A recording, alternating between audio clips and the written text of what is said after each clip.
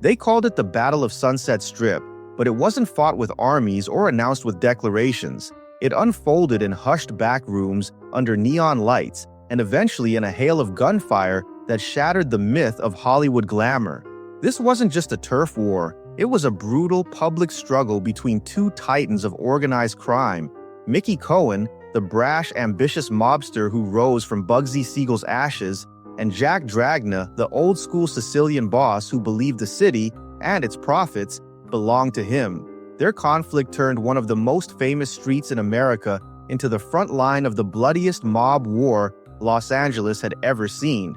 It began in the vacuum left behind by Benjamin Bugsy Siegel. Siegel, a flashy East Coast gangster sent west by Meyer Lansky and the National Syndicate, had set up shop in Los Angeles during the 1930s and helped muscle in on everything from wire services to illegal gambling.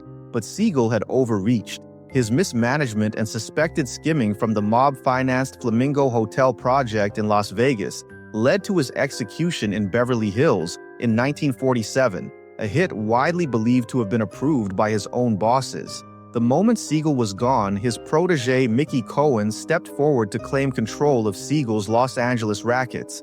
Cohen wasn't quiet about it. He was bold, outspoken, and unapologetically Jewish in an underworld still dominated by Italian-American families. His refusal to defer to Jack Dragna, head of the traditional mafia family in Southern California, was seen as an act of war.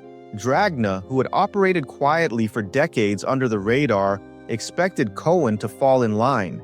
Cohen refused, famously declaring that he worked for the syndicate, not for Jack Dragna.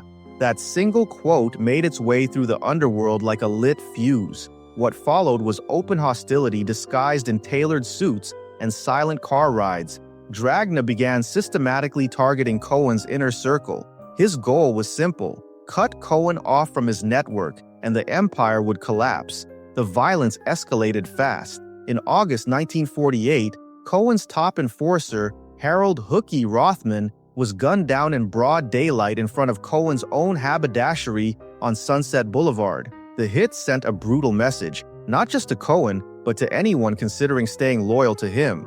The streets of Los Angeles, especially around the Strip, were no longer safe. Then came July 20th, 1949, and the most infamous ambush of the war. Sherry's, a nightclub at 9039 Sunset Boulevard, had become one of Cohen's regular spots. In the early hours of that morning, Dragna's men opened fire in the parking lot as Cohen and his crew were leaving. Bullets ripped through the night air. Nettie Herbert, one of Cohen's most trusted lieutenants, was mortally wounded. Cohen himself was hit in the shoulder. 3 others, including a reporter and a young actress, were also injured. The shooting made national headlines. It wasn't the first time Los Angeles had witnessed gangster violence, but it was the first time the war spilled directly into the public's view. Just steps away from celebrity hangouts and luxury clubs, the attack ignited a media firestorm. J. Edgar Hoover, who had long denied the existence of the mafia, could no longer look the other way. Even President Harry Truman received reports about the bloodshed on the Strip. Public pressure on the LAPD and state officials mounted, and suddenly the mob war wasn't just a criminal issue, it was a political one. Cohen didn't back down. He fortified his personal security, surrounding himself with bodyguards and moving through the city like a general in a war zone. Dragna, for his part, continued to coordinate assassination attempts. Some were clever. In one, a car bomb was planted outside Cohen's office but failed to detonate. In another, a hitman disguised as a florist tried to infiltrate his circle. But Cohen, always paranoid and increasingly cautious, survived. The failure to eliminate him only increased his mythos. He portrayed himself as untouchable, even as his men fell around him. The Strip itself began to change. Once a glitzy hub of nightclubs, gambling dens, and celebrity sightings, it now carried the scent of blood and danger. Tourists kept their distance. Politicians called for cleanups. And law enforcement, embarrassed by its failure to stop the carnage, began cracking down harder on illegal operations. The violence had brought too much attention. Dragna's old-school approach, which relied on silence and secrecy, had been upended by Cohen's flashy, press-happy persona.